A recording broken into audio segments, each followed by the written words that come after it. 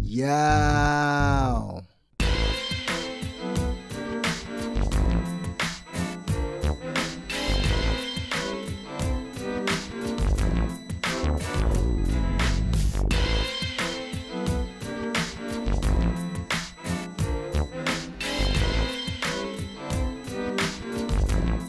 Ladies and fellas, women and men, gather round, gather round. The Torchy Andretti show is about to begin. It is I, your host with the most, down south city boy living on the west coast. Hey, hey, that one slapped. I ain't even gonna lie to you. Like, I did that. You can debate with your mama, but man, that might stick the long way. Anywho, how's everybody out there feeling today? Did you get that check you was looking for on the first? Did you pay your rent first?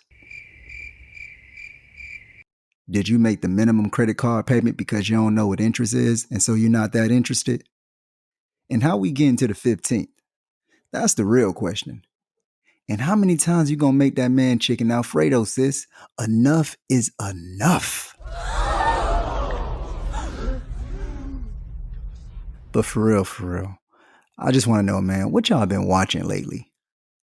Like seriously, what y'all been watching? Me personally, I can't lie. I've been catching a few of the new Power episodes. And man, I hate to say it, but they aight. They aight. I mean, Tariq needs a damn alarm clock. That boy stay late. And a running coach. Yo, why he run like Naruto? Like nobody else can tell that? Like he run like the shit hurt. You gotta use your arms, King, or you'll never be able to get Tosh out of prison. My boy just put me on P Valley, and well, I can't lie, it's interesting for sure. The acting kind of trash, but I mean, every first season is a little bit rough, but it's entertaining enough. Although they're dancing, yeah, that's definitely some mid. And so is the soundtrack. Damn. Sometimes you just gotta pay Juicy J and not hire Lil Murder to do the whole show's music score. Who are these local rappers y'all using? I mean, the entrance is cool, but the rest? Turn that down. Also, I can't lie, but I'm getting real Player Club vibes from it. Here and there, not the whole thing, but moments. It's got its moments. Oh, and I'm not sure if y'all have messing or have messed with it before, because I know I was late as hell. But American Horror Story, the Coven arc, bruh, they gave us all the Angela Bassett we could ever need. It's time the good sis got a spinoff for her Coven role as Laveau. She did that. And I bet she makes some fire ass gumbo too. I can just taste it. I could taste it. But speaking of American Horror Stories, this past week, did y'all catch this one? In the American justice system, the people are represented by two separate but equally full of shit parties. The Republicans who spout Make America Great Again nonsense, and the Democrats who low-key do the same thing but pander for our votes like we forgot. These are their stories. Yo, y'all seen that debate?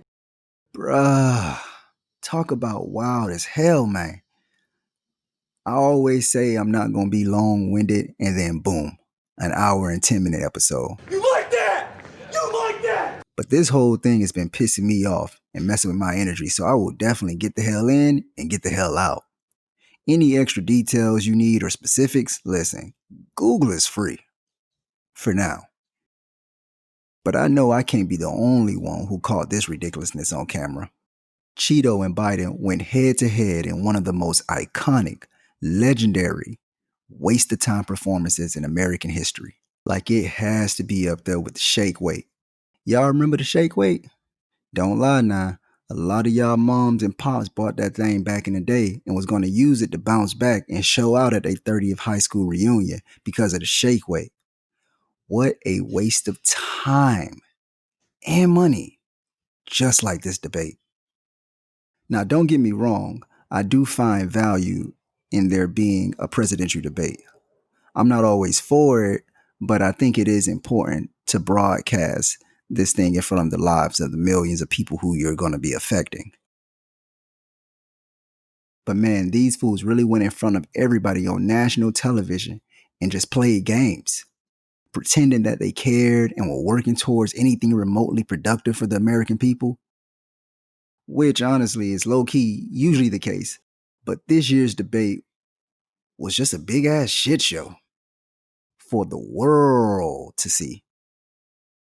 Now, I must admit, Biden tried his best to be civil and to speak to the questions asked, and the moderator, Chris Wallace, no, not that Chris Wallace. That's Biggie. And definitely not the other Chris Wallace. That's from Winnie the Pooh. Although his temperament might have been the same. But both Biden and Fox moderator Chris Wallace tried to show some decency, and Cheeto wanted no parts of it. Like none. Biden called Trump the worst president ever, which could be true depending on which white liberal you ask, but for the minorities, specifically black and brown community. Did you forget Andrew Jackson or the other 11 that had actual slaves?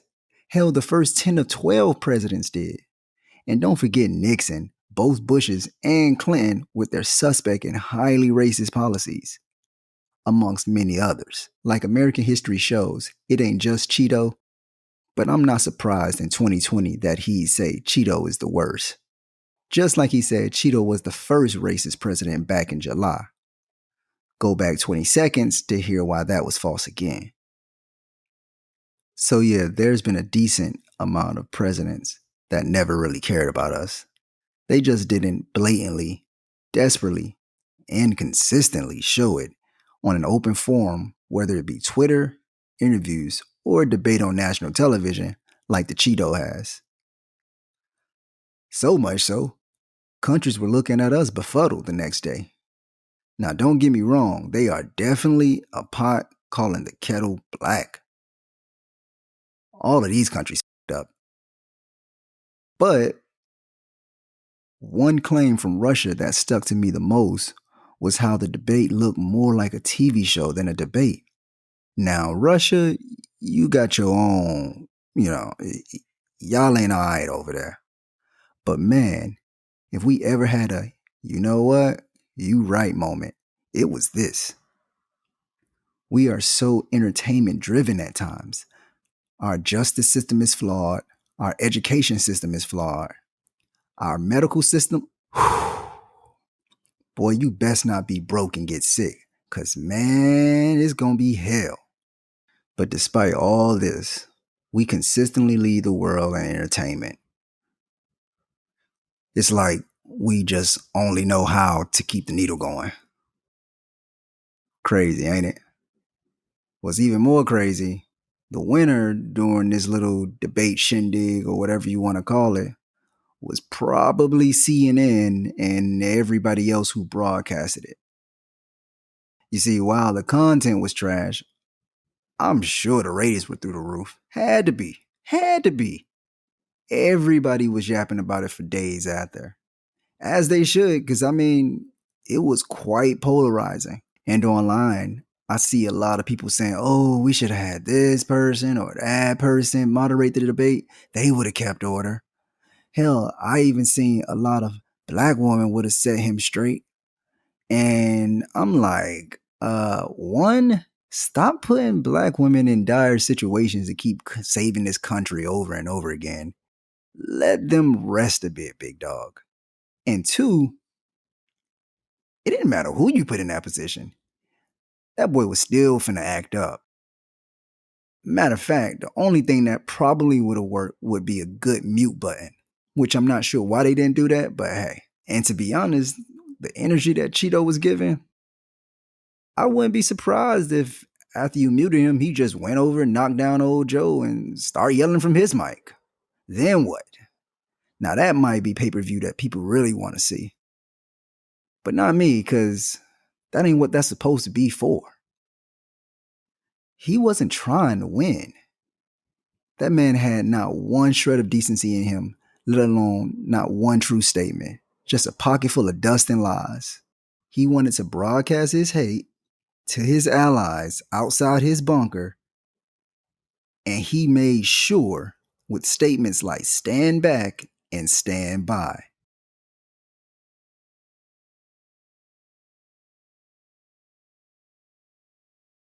Listen, yo, for real.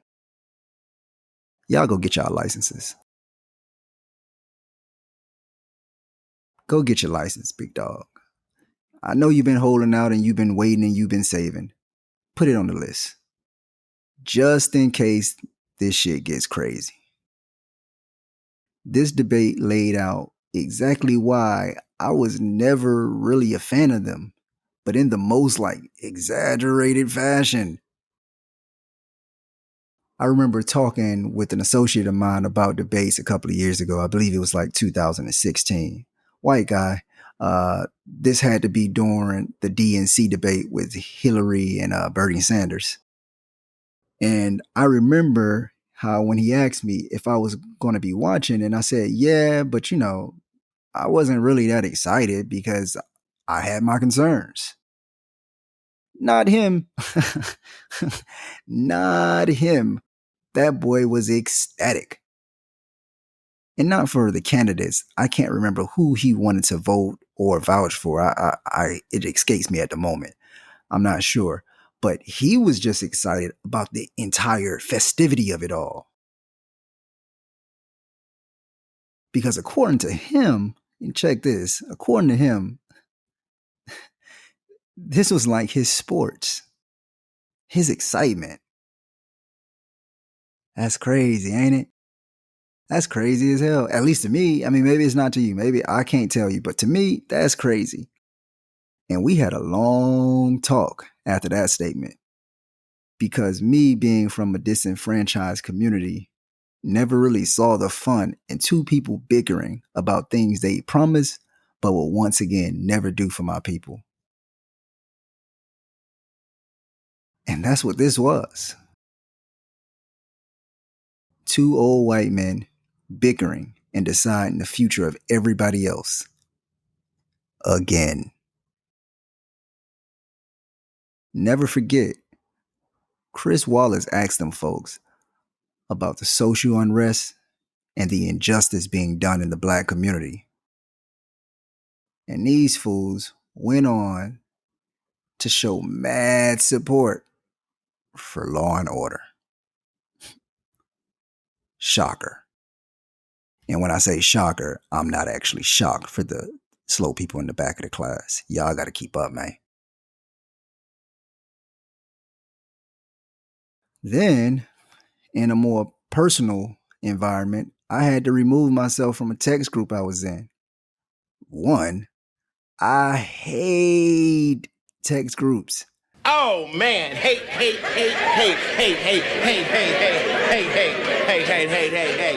GroupMe is right there. And so are a bunch of other apps.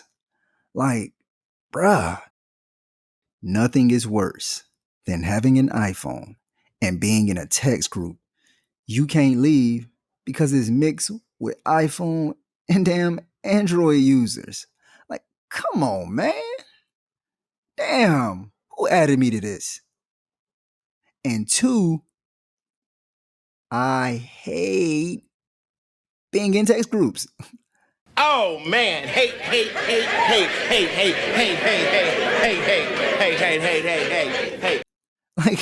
I can't stress this point enough, so it gets two. I don't like text groups, especially when they're mixed ones, but in general, just text groups. But this one was unique. See, there was an associate who was leaning on the wrong side of history and making some wild ass claims. And I guess the group was made to understand why he was saying some of the things he was saying on social media. I wouldn't really know because I unfriended old boy years ago. Years ago. I'm talking maybe 6, 7 years ago. I didn't even know people were still committed to following this fool. For me, I don't really play that. Protect your energy. Some people in the group are really good friends of mine, like solid guys, like guys I hope ride for me as hard as they was trying to ride for him, like guys who I would invite to my wedding. These are some real cool dudes, man. And it goes to show for the effort that they was trying to make. Like, I'm sure their intention was to help him see the quote unquote truth. Listen, hey, he a grown ass man, dog. I'm not that friend that's gonna keep trying and trying and trying and trying and trying to show you that it's Coke in them mashed potatoes. I know you taste that shit. Y'all can be the great friend, the hopeless convincer. I wish I was more like that, to be honest. To have all that damn patience? Man. I'm not gonna be able to do. Can you do it? I'm not gonna be able to do. Can you do it? I'm not gonna be able to do. I'm a whole Capricorn, and my patience is thinner than Thumbelina. What way, sis? So in true torch fashion, I blocked everybody. That's right, the good and the bad. I told the real ones they can hit me on IG or Facebook or Twitter or wherever they can find me and DM me and we can talk through there until the shit died down. But because I couldn't leave the group like all iPhone only text groups can, everybody caught a stray. You get a stray, you get a stray, you get a stray, you get a stray. I'll see you when I see you, big dog. Remember, people, you gotta protect your energy. No matter what. The real will understand. And they did. They all hit me up on the silence like, oh man, you know what I'm saying? We're just keeping in contact here. I'm trying to get out of this shit too, but I'm tighter with him than maybe you are. And I understand it. But I don't really know him like that. Like, I still don't know why I was even in the group. But I know some of the people, so I was going to play it cool. And then it's like, come on, man. It's 2020. I'm tired. Big tired. But that's enough politics for me, man. I told you I was going to be short. In and out. Highway robbery. Now to sports. Yes, sir. Yes, sir. My Lakers are showing up and showing out. Salute to the Miami Heat. I love that squad y'all got and the demeanor that feels a lot like the old Heat prior to the Heatles era. To be honest, I enjoyed the Heatles too. But I grew up in the city that celebrated Zoe, Hardaway, Eddie Jones, Ron Cycli, Glenn Rice, P.J. Brown, Jamal Mashburn, Brian Grant, and more. This Bam and Jimmy-led squad is giving off big OG Heat energy. And that's the culture I'm here for. What I'm not here for is people pretending like the Lakers don't have culture either. Like we just some show-off, soft squad going up against the real grinders. Listen, my guy, you don't get 16 titles and 34 appearances from movie cameras and commercials. Don't get it twisted. We can be pretty Hollywood when we want to be. We can also beat your ass too. Got him! Got him! Oh! That's duality. We got some real hoopers, just like the next squad. We got some dogs that don't quit, just like the next squad. Like Bron said, we built different, dog. We built different. So put some respect on our name. This year's for Bean, and man, it ain't been no half stepping on our parts. In round one, did y'all forget everybody said we would lose to the quote unquote 8th seed that's playing like a 1 seed? Dame and the crew was shooting like what, 60 something percent from 3? And then we started playing great defense, especially on the wings with KCP and Caruso, and we dropped it down to 40% after the game 1 loss and ended up smacking them boys 4-1. Next, we met the quote-unquote best analytical bubble defense in the bubble. What? What is that? Like, y'all making up stats just to like shade, man, whatever. We lost the first game and we went on to smack the Rockets in 5-2. Then somehow, I still don't get this one.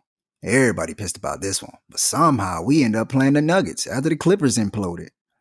See episode 3 if you want to have a chuckle or two.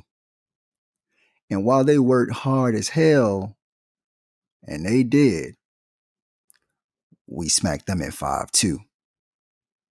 So now we up 2-0, looking to win a third. It went from heat and 6 for some fans to, man, I just want to see some effort, to, oh, the bubble ain't real. Nobody really trying. Only the Lakers trying. Oh, okay, big guy. Yeah, you believe that if you want to. The goalpost just keeps moving, bruh. Every chance it gets, y'all find another reason to just like take away any credit that we earned. Tighten up, yo. The hate people got for Bron, at this point, man, it's just sad. Like, y'all don't even dislike the Lakers most times, although some of y'all do. Some of y'all do. Paul Pierce does. Yeah, he definitely don't like the Lakers. But he also don't like LeBron. And that's really where y'all relate to this man. Like, some of y'all really hate LeBron that bad. And it's sad at this point. Y'all gonna miss out on something that we all have never really seen. And at this point, I have no idea who's gonna be the MVP if we win. Because AD is playing out of his damn mind. That boy looks unstoppable, unguardable, relentless. And yet, somehow, some way, LeBron is almost averaging a damn triple-double?